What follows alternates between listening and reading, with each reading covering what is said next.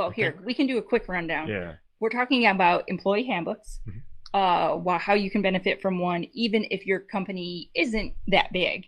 Um, and you can, we just kind of had, we had three tips on how them you can use them to um, retain your good employees, because employees is always something that kind of is a topic. So Yeah. so we were just getting into our tips on them. So the first tip was like you don't have to start from scratch writing one of these, because a lot of the information that is in an employee handbook is kind of applicable to all companies. And so you can get an employee handbook that's already written and use that as like the bones or the structure for your employee handbook, and then just add in the things that are specific to your individual business. So that was Yeah. our first tip. Yeah.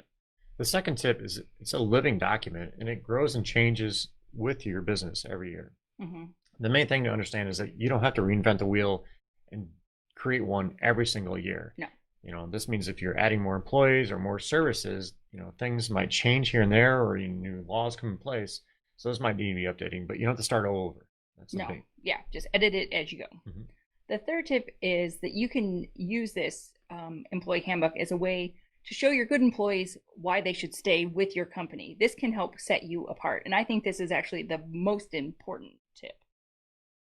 Yeah, and if you're not treating everyone fair, then you're going to have some really pissed off people. Mm-hmm. And this is key because when employees are treated equally and fairly, they don't get mad because they know how everything is laid out.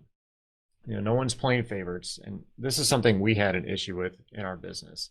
My, before we actually had a handbook, my dad would kind of favor people that if they're a good employee, like they can't, did their job really well, but they would come in late, and then you would have another employee that would come in late but may not work as well out in the field or something.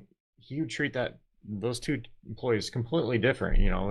Yeah, he Just just had his favorites because yeah, and it's not that some employees were bad. It's just that he just definitely had his favorites, and they could get away with more than these other people could. They could kind of come in a little late. Maybe their lunch took a little longer, things like yeah, that. They could definitely bend the rules more than these other employees. And and, so, and and it's not fair, and it yeah, makes people mad. yeah. So, It actually hurt our culture because people were getting pissed off because yeah. why is this guy getting treated this way and I'm not? Yeah, and It we just had no clear set of rules for Mhm. any of this. Like there was nothing written down for repercussions for coming in late. And so there was nothing that those employees that felt jaded could even do about it, because they didn't even have anything to reference to be like, "Oh, well, hey, this isn't fair." So yeah.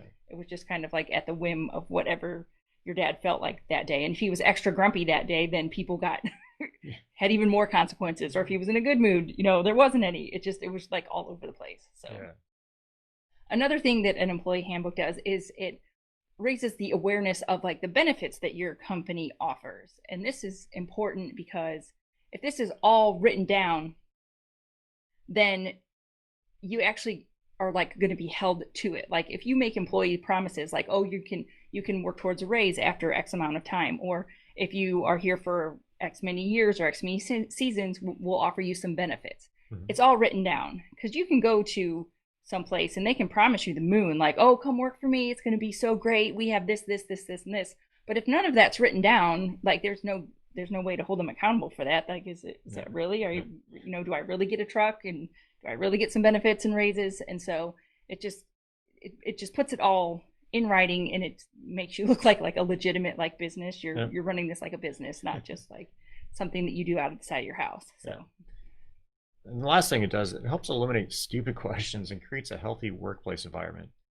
It helps eliminate employees from asking questions like, when do we get paid, or where do I park, or if I have a complaint, I don't like something that's going on, or what, how do they handle it? Do they just walk in your office? They have somewhere mm-hmm. to put these questions, whatever it is. It just kind of helps eliminate things from actually having people come to you and ask like silly questions, or at least what you think is silly. Yeah, people So will not bug you as much if they yeah. can just look it up themselves and know, okay, if I have a complaint, well, we have team meetings every Friday where people are allowed to express anything that they want to express in those meetings. Mm-hmm. Okay, I'll just hold on to it and I'll bring it up then.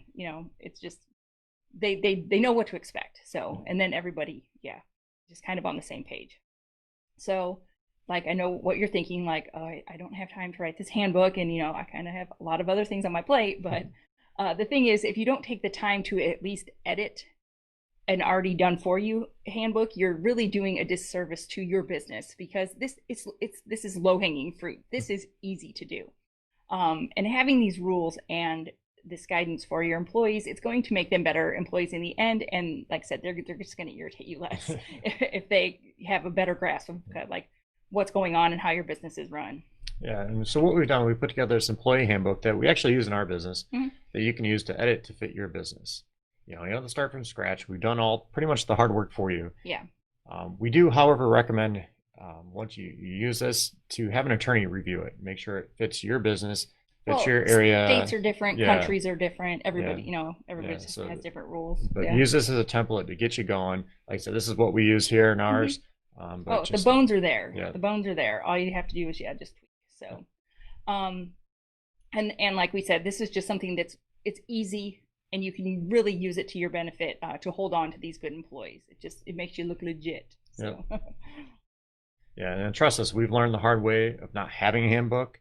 Oh yeah, well, because one of the things that would happen is raises were just kind of like willy-nilly, and there wasn't like a set amount that people got, or like a set amount of time. Like, yeah, it'd just be whatever my dad. I think I'm gonna give him a raise, and not. Yeah, there wasn't any set time frame. There wasn't any set amounts. It was really just all over the place. Like, I remember him coming into the office because it was like raise time. He would just be like rattling things off the top of his head. It was completely just made up. Yeah, and once we had this in place, it made it so simple for us to know when we needed to give raises as the owners, and employees knew when to expect a raise. And I think that makes them feel better. Like, okay, if I just keep towing the line, then I can make some more money. So. And so, like we said, what we've done is made it super simple for you to get started, so you don't make the same mistakes we did. And again, you can click on the link, download this employee handbook for you, and get it today. Yeah, we're always here to help, and we can't even tell you the amazing results that we've gotten for landscaping business owners just like you that we're kind of struggling with keeping their good employees. I didn't know if we had any questions popping up. If you have any questions along the way, please feel free to write them in. There's probably a delay. There's always a delay. Yeah. Like, there's refreshing involved. We'll go through and... yeah, even if we don't catch your question live, we look at these later, and we can always come back and comment on it later.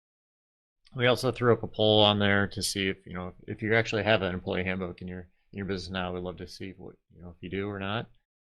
Go from there. So don't see anything. Let me double check. We do have these 5-Minute Fridays. They're 3 Fridays a month. Yep. So. And if you miss any, they are on our website as well. Yeah, they're actually on YouTube. Okay, I wasn't sure if they had gotten put up there yet, so you can find them. And you can go to our website, get signed up for these to get updates when they're going to be coming about. Oh, we'll just send out an email reminder that when they're coming out. I like them because they're just little bite-sized tidbits, because we know you guys are busy and don't always have time to sit through a full training. So we try to just make these for you to do on your lunch break. They're called 5-Minute Fridays. They usually go like slightly longer, but they're easy, little bite-sized bits. All right, guys. Well, if you have any questions, post them in the comments. We'll respond to them. We'll get them. Yep.